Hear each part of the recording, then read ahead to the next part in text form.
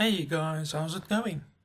So today I am quickly going to run through the 18 cards that have been revealed so far, and I'm just going to give you my opinion of them and what I think of them, and perhaps how good they will be in either standard or a wild, because of course I play a lot of wild also, so I will just give you my opinion on them. And like I said, this will just be my opinion, so if you have a differing opinion, there's no need to flame me. Just put your opinion in the comment below and we can discuss different combos. Perhaps there are some combos with a card that you potentially see that I didn't see, so we can certainly discuss the cards in the comments below, and perhaps they will be stronger than what I can currently see, but I will tell you all of the combos and all of that kind of stuff where I think the card will be relevant. So first off we have Medivh the Guardian. He is a neutral legendary costing 8 mana and he is a 7/7. So the 8 mana for 7/7 stats is subpar. That's not exactly what it should be. It should be 8 mana for 8 stats, 8 attack and 8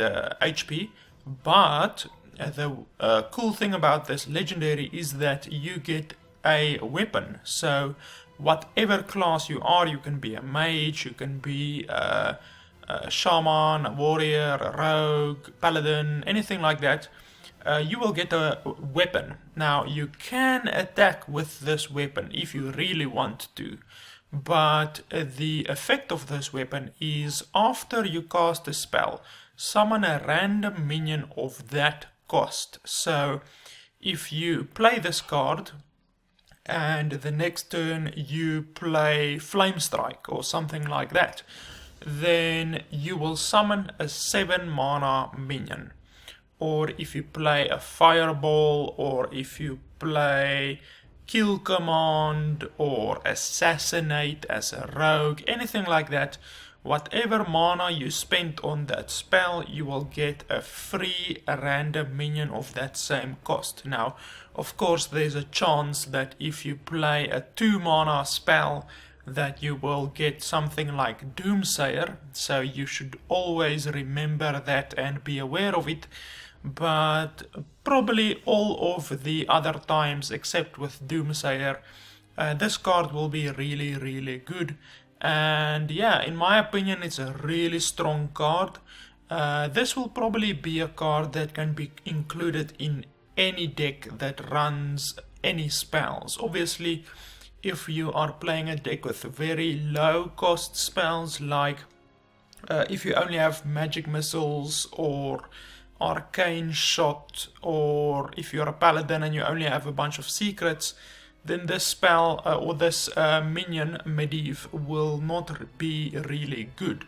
But if you have a lot of spells that are anywhere upwards from 4 mana or 5 mana and upwards, then this card will certainly be really good. So you're obviously going to only include this card into a deck which has a lot of spells, probably Zoobot, the Warlock, which just throws out a bunch of minions. That deck will probably not be playing Medivh at all, but I think it will be really a good card that you can include in just about any other deck. It's kind of like Justicar Trueheart.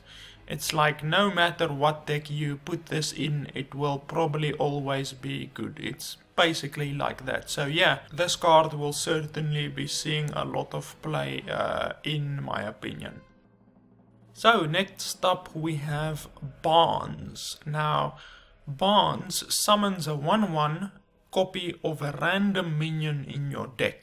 So at the very least, Barnes is a 4 attack, 5 HP minion, essentially. So that is already pretty good. It's a little bit above average, because normally for 4 mana you would expect 4 attack and 4 HP, but this is basically a 4 attack and 5 HP minion. But the cool thing with Barnes is that if you summon a Death Rattle minion from your deck, or if you summon something like Archmage Antonidas or Ragnaros or anything like that that has a really powerful effect, or Emperor Thaurissan, anything like that, then this card will be really good. So yeah, this will just be a general all-rounder good legendary to be included in your deck, and it's a neutral, so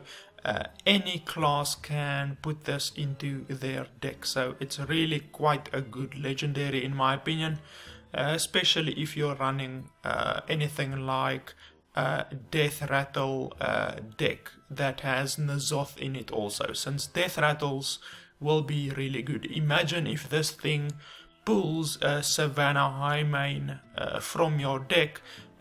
It's obviously a 1/1 Savannah Highmane, but when that Savannah Highmane dies, you essentially paid 4 mana in order to get something like 8 attack and 10 HP. So that's really good if it summons a Savannah Highmane. The next legendary which we have is Moroes. Now, this will always be a 2 attack, 2 HP minion, basically, because at the end of your turn, this summons a 1/1. So you play it as a 1/1, and then at the end of the turn, it summons another 1/1. So it's basically always a 2/2 minion. But after that, it becomes kind of like Hogger, because Hogger at the end of its turn also summons a minion. So if you do not remove this minion, then it will probably be like Hogger. It will just get better and better, and you will just get more value over time. So because this guy has stealth, it will just keep on shutting out those 1/1 minions. Now the card is really good, but I do not think that it will be getting a lot of constructed play, since just about every class has an affordable removal with area of effect. Like, I mean, think about Warrior. Warrior has the Ravaging Ghoul that has a AoE, it has Whirlwind, it has just so many AoE effects that this card will pretty much be useless against a warrior. Unless you can buff it up somehow, like perhaps with a priest, if you play this and then you play Power Word Shield on Moroes, that should be pretty good. But then you basically invested 2 cards, and this will only be in the long run a good card. It won't immediately be a good card, only after a long while, like after 3 or 4 or 5 turns, will you start to see any kind of a good return for the 3 mana that you spent on it. So yeah, I don't think that this card will be seeing a lot of constructed play, even though it is potentially a good card overall. But it's essentially like a weaker version of Hogger. And to be honest, Hogger never sees any competitive play. So yeah. Next up we have Prince Malkazar. At the start of the game, shuffle 5 extra legendary minions into your deck. So this card, in my opinion, will get played in just about every damn deck.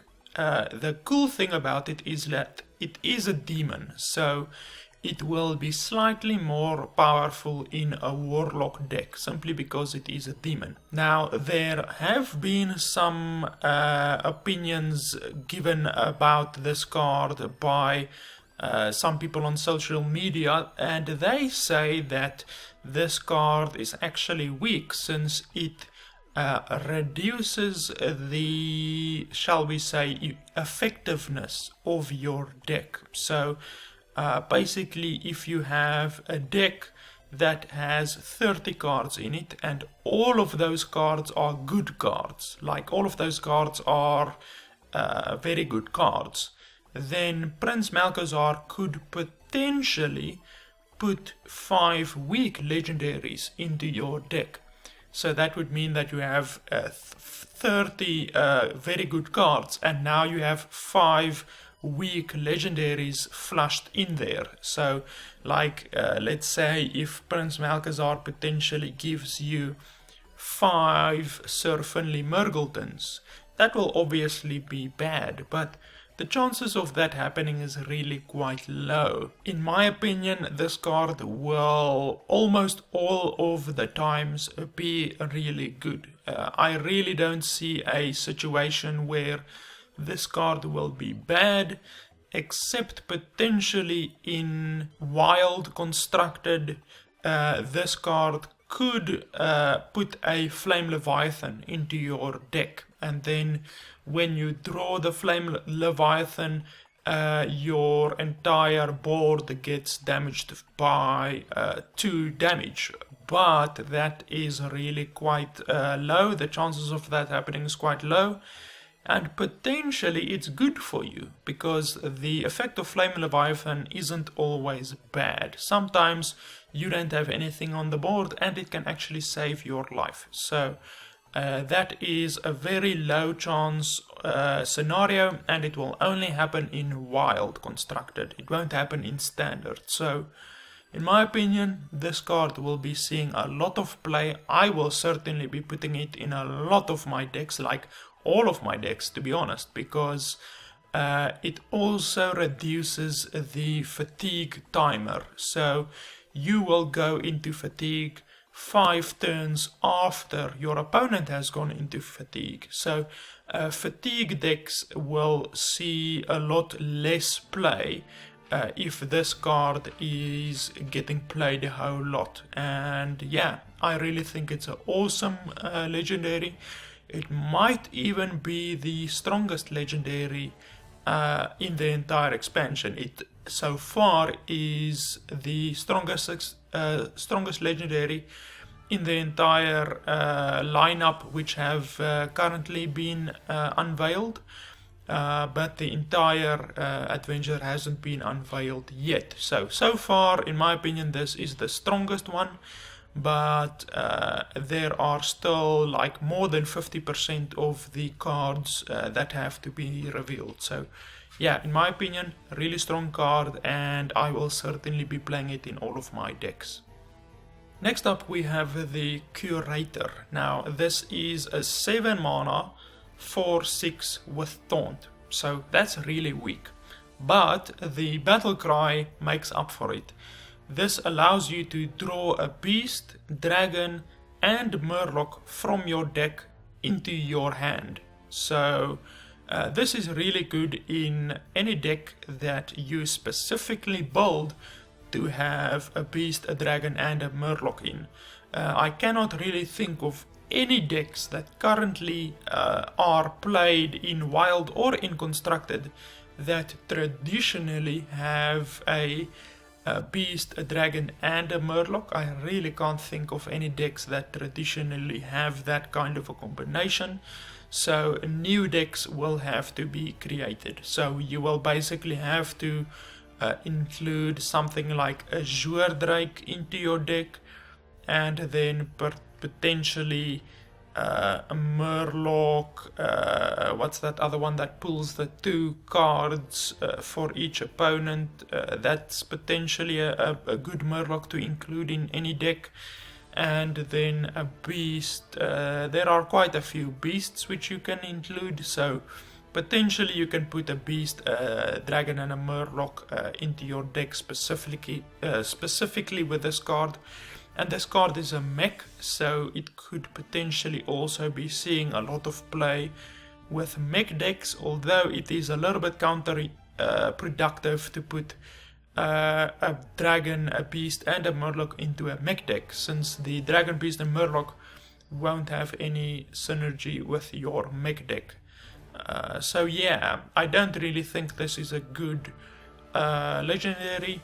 I don't think that it will be seeing any play, to be honest. There might be one specific deck which you build around this card, but it's not like you can just include this legendary into any deck and that legendary will make it a good deck. That will certainly not be the case. You will have to build your entire deck around this one legendary. So yeah, I don't think it's a good card, and I don't think it will be seeing any play in constructed, wild or standard. And then we have the Silverware Golem. Now this is a 3 attack, 3 HP minion for 3 mana, so that's pretty much normal. I mean, that's bottom line of what the stats really can be. But the ability is, if you discard this minion, summon it. So this will obviously only be played in a Warlock deck that is revolving around discarding cards. So currently there's not really a whole lot of cards that work around it. There might be like 2 or 3 cards that really work around the mechanic of discarding cards, and yeah, I don't think that this card will at all be seeing any constructed play, to be honest. There's just so many other cards that are much better than this one. Next up is Babbling Book. This is a 1/1 for 1 mana, and it adds a random mage spell to your hand. So in my opinion, this is a really good card. It's pretty much the same as the Peddler of the Warlock, but with the Peddler you have the advantage of being able to choose from 3 cards, but the disadvantage with the Peddler is that you can only choose cards that have 1 mana. With this card, it is a really efficient way to spend your first turn, and then you get a random mage spell, and that spell can be any spell. It can be Flame Strike or a Fireball, or even something as shitty as a Magic Missiles. But even if you get something like Magic Missiles, you can still use it, since Magic Missiles can then be comboed with Flame Waker or with Archmage Antonidas or anything like that. So yeah, this is a really good card, all things considered, and I think it will be included in just about each and every mage deck. Next up we have Bookworm. Now this is a 6 mana minion for 3 attack and 6 HP, which is really quite bad, but it is a dragon, so you can use it as an activator for any cards like Alexstrasza's Champion or anything like that. And the battle cry is quite good. If you're holding a dragon, destroy an enemy minion with 3 attack or less. So that's really good. You can use this against Dingo. You can use it against the new Cthulhu card that is also a 3 attack 6 HP taunt. You can basically use this against a whole load of cards. It's essentially the same as Kodo, but the Kodo only kills minions with 2 attack or less. This has a lot more flexibility in the fact that it can kill 3 attack minions or less. So yeah, this will definitely be included in each and every dragon deck. It's a really good card. Next up we have a Druid minion, Enchanted Raven. There's not really much to be said about this card. It's pretty good. It's a 1 mana cost card, and it has 2 attack and 2 HP. That's pretty much it. It's almost like Zombie Chow, but it doesn't have the drawback of healing your opponent for 5 HP. So yeah, it is at least a beast, so potentially in the future, if there are some kind of a Druid Beast deck that can be constructed, then this will certainly be included in there. I don't think that it will be seeing a lot of play, to be honest. It's not such a good card. It's a good way to spend your first turn, but Druids already have a good way to spend their first turn by playing the Raven Idol. So I think that you would much rather include Raven Idol in your deck than the Enchanted Raven. So I don't think it will be seeing a lot of play, to be honest. Next up is the Ivory Knight. This is a Paladin card and it has a very cool mechanic. It has the battle cry, discover a spell. So that is basically just like you, as soon as you play this card, you can discover a spell. So you get presented with 3 random spells and then you can select one of those. But the cool thing about this card is that if you select, let's say, a 9 mana cost spell, then your hero gets healed for 9. And if you select a 2 mana cost spell, then your hero gets healed by 2. So that is really quite cool. This is essentially like the Azure Drake, since you play it and you draw a card immediately, and the cost is also quite similar, but this has the added advantage of also healing your face, so it will be good against any aggressive decks like No Skill Hunter or Face Shaman or anything like that. So yeah, overall I think it's a really good card. I will certainly be including it into all of my Paladin decks, simply because at the moment there are quite a lot of the face variants of hunters and shamans and paladins out there, so this will help to keep you alive against those kind of decks. Next up is the Firelands Portal. This is a pretty basic card. You deal 5 damage to whatever you want and you get a 5 mana cost minion in return, a random 5 mana cost minion. So yeah, it costs 7 mana, you deal 5 damage and you get a random minion of 5 mana. It's pretty basic. There could be a good 5 mana cost minion or it could be a bad 5 mana cost minion. That's all in the variants, but overall I think this is pretty okay. It's not a bad card at all, and I think it will be seeing some constructed play. Not a whole lot, since I still think that you would rather include a Flame Strike into your deck than this thing, because this thing costs 7 mana. So yeah, I think that unless you already have 2 Flame Strikes in your deck, I don't think that you would really be including this thing. So I think it might be seeing a little bit of constructed play, not a whole lot. Next up is the Ethereal Peddler. Now this card 100% revolves around stealing your opponent's cards. So anything like Nefarian or Burgle or that other row card that steals a card, basically those cards will be good when you include this card, since any cards that you have stolen from your opponent's hand will get reduced by 2 mana on each of those cards. So that's extremely good. 2 mana on a single card reduction is really quite good. Obviously it will be bad if you steal a 1 mana cost card, since you won't be getting the full benefit from this card then, but this card is already so good. I mean, it costs 5 mana and it's a 5 attack 6 HP card, so that's already really good. I mean, you would play this card instead of a Yeti or anything like that, simply because it has very good stats. So yeah, overall I think this card will be seeing a lot of constructed play in decks that are specifically built around stealing your opponent's cards. Next up is the Kindly Grandmother.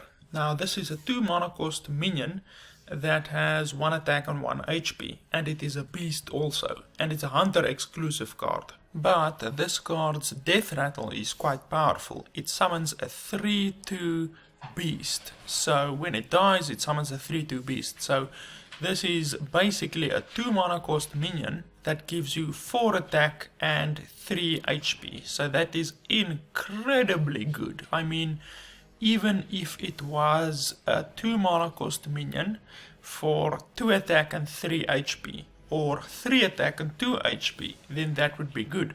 But this gives 4 attack and 3 HP, which is horribly good, and it's a common on top of all things. I don't know why Blizzard wants to constantly give Hunter all of the fucking strongest cards in the entire game. I mean, they already have the strongest hero power in the game, and they have the strongest card in the game, which is Savannah Highmane. Now they want to give it a smaller, more cost efficient Savannah Highmane. I don't fucking get it. So this card is really powerful, and it will be seeing constructed play in just about each and every Hunter deck, since this card is extremely good. And on top of that, hunters that have the Faint Death card, because there are some decks that work around the Faint Death mechanic, this will certainly be included in all of those decks. Next up is Malkazar's Imp. Now this is quite a basic card. It's a 1 mana cost minion that has 1 attack and 3 HP. So that's pretty good. It's almost like Voidwalker, but it doesn't have Taunt. And the ability is whenever you discard a card, draw a card. So this will be pretty good in a lot of decks that have discarding card mechanics. But as I said previously, currently there aren't enough cards that are good enough to make decks like that viable. You really can't build a deck around discarding cards currently. There's just really not a lot of cards that are good with that, and a deck that works around discarding cards like that uses Malkazar's Imp and all of that, that deck will probably 100% of the time lose against a deck like a Zoo Warlock or Arena Warlock or any of the other Warlock variants. So the fact that Blizzard is trying to make a discard Warlock deck viable really is quite confusing to me, since it will never be able to beat Arena Warlock or Zoo Warlock or anything else like that. So yeah, I don't think that this card will be seeing any play unless you just want to include it into your deck, because it is a pretty good stat lineup. It's 1 attack and it has 3 HP, so it will be really good against Paladin, since Paladins summon a lot of 1/1s. But otherwise than that, I don't really see this card being viable in constructed, and I don't think that it will be seeing any constructed play. Next up is the final Warlock card. It is a 5 mana cost spell, and it's a common, and it is summon a 1/1, a 2/2 and a 3/3. So you basically get 6/6 worth of stats for 5 mana, so that's pretty good.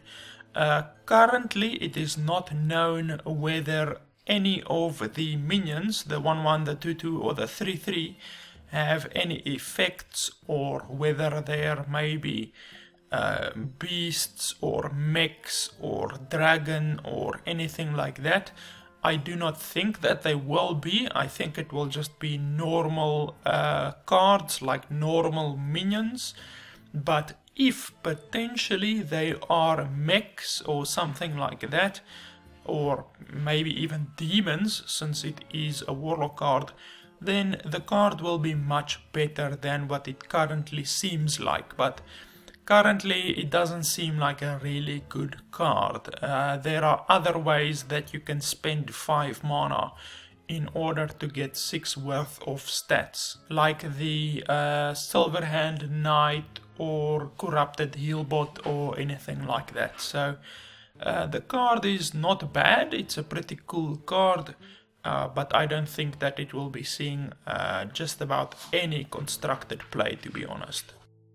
Next up is a card that is a warrior exclusive, and it's basically exactly the same as Unleash the Hounds. Unleash the Hounds obviously summons a 1/1 with charge for every minion that your opponent has. So this card summons a 1/1 with Taunt, even though it doesn't have charge, it has Taunt for each minion that your opponent has. So that's actually pretty good, and it actually, this one specific card will actually make Taunt Warrior viable.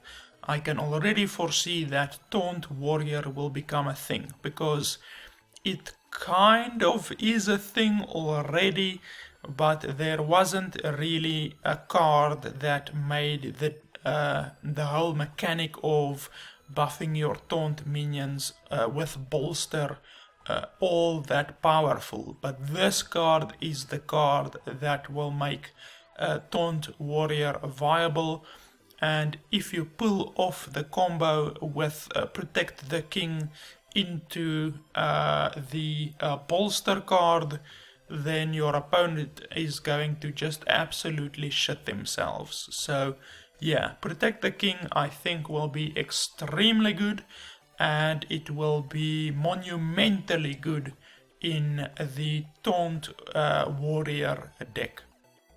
Next up is Pompous Thespian. So this card is basically exactly the same as Sparring Partner, but it doesn't have the ability of Sparring Partner, so it's absolutely weaker than Sparring Partner.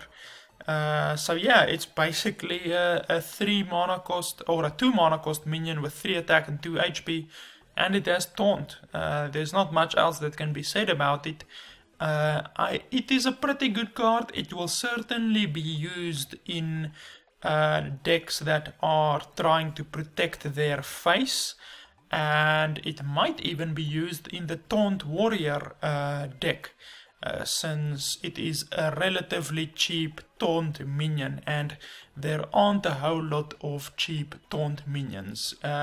Annoyatron is one cheap Taunt minion that I can think of, but there's really not a whole lot other cheap Taunt minions. So yeah, this will be seeing play in the Taunt Warrior, but not really a whole lot in any of the other decks. There are 2 mana cost minions that are better than this one, for instance Knife Juggler or anything like that. And last but not least, we have Zoobot. Now, this is a 3 mana cost minion with 3 attack and 3 HP, and it is also a mech. So this will probably be played in any mech decks, but this is very similar to, or this has the similar problem that the Curator card has, and that is that it is really difficult to include a dragon, a beast and a murloc into a deck that revolves around mechs, since the whole mech deck, like a mech mage or a mech rogue or anything like that, revolves around having a mech on the field at all times. So when you draw a beast or a dragon or a murloc, you lose a lot of the synergy which you would normally have if you have had a or would have had a mech in your hand. So it's a little bit counterintuitive and counterproductive to include beasts, dragons and murlocs into your deck. But that being said, this card is essentially a 3 mana cost minion that has 6 attack and 6 HP. So it's very close to being a Flame Reefed Faceless, which is a 4 mana cost 7/7. Now I say that because if you have a beast, a dragon and a murloc on the field and you play this thing, then it will buff your beast, your dragon and your murloc on the field with 1/1. Now I can confirm that if you play this card, it only buffs the minions that are on the field. So for instance, if you have a beast and a dragon in your hand and you have a Murloc on the field and you play this card, only the Murloc will get buffed. I can confirm that for you guys. So this card is quite situational because you have to have all of your cards on the field. You have to have the beast, the dragon and the Murloc on the field in order for this thing's effect to actually have any effect. Because if you only have a beast on the field and you play this, then this is essentially a 3 mana cost minion that has 4 attack and 4 HP, which is actually like the Tinkertown Technician. So I don't really see why would want to include this card over Tinkertown Technician. Tinkertown Technician will be much better. And even if you think about the Spider Tank, the Spider Tank is better than this card, since the Spider Tank is also a mech. It has 3 attack and 4 HP and it costs 3 mana. So yeah, I don't think that this card will be getting a lot of constructed play, since as I said, it has exactly the same problem as what the Curator card has. So yeah guys, that's pretty much it. That is my opinion on the first 18 cards. There are still a few cards remaining, about, let me see, 27 cards I think. About 27 cards, since there are 45 cards in total. So I might make one last video before the release of the Karazhan adventure, just to give you guys my opinion on the final cards that are to be released. But it's not like I'm going to make another video just to review 5 or 6 cards. I like to make as few videos as possible to not spam your inbox, because I hate it when people create unnecessary videos to just get extra views. So I'm obviously not like that. I'm just going to create one last video, probably a few days before the release of Karazhan, just to give you guys my opinion on the final 27 or so cards that will be released. So yeah guys, that's pretty much it. Thanks a lot for watching. Certainly you guys can give your opinion to me in the comments below, and if you want my opinion on a certain thing, like perhaps if you think that a card might work in a certain deck, you can certainly pose a question to me below, and I will certainly engage you in a enthralling conversation about what I think about that specific mechanic or that specific deck combination. Thanks a lot for watching, and I'll see you next time.